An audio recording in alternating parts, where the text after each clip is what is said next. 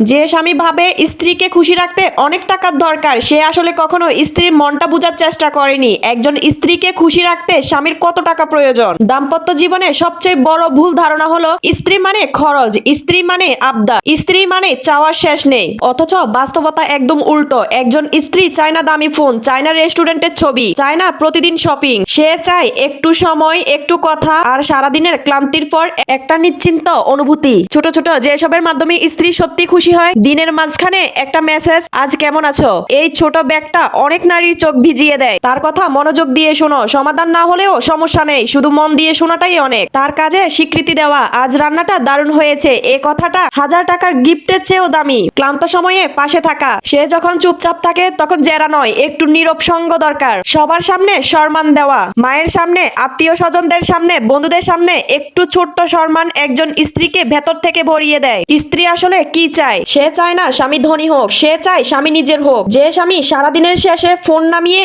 স্ত্রীর দিকে তাকিয়ে বলে, আজ তোমার দিনটা কেমন গেল, সে স্বামী অজান্তেই তার সংসারটা জিতে নেয়। সত্যটা খুব পরিষ্কার, টাকা সংসার চলে না, কিন্তু মনই সংসার টিকিয়ে রাখে। যে ঘরে ভালোবাসা নেই সেখানে টাকার পাহাড় থাকলেও শান্তি থাকে না, আর যে ঘরে সম্মান আর বোঝাপড়া আছে সেখানে অল্পই সুখ জমে ওঠে। শেষ কথা, স্ত্রীকে খুশি রাখতে যদি লাখ টাকা লাগতো তাহলে পৃথিবীর বেশিরভাগ সংসারই ভেঙে যেত। কিন্তু উপরওয়ালা এমন ভাবে নারীকে বানিয়েছে যেখানে একটু ভালোবাসা, একটু যত্নই পুরো সংসারটাকে স্বর্গ বানিয়ে দেয়।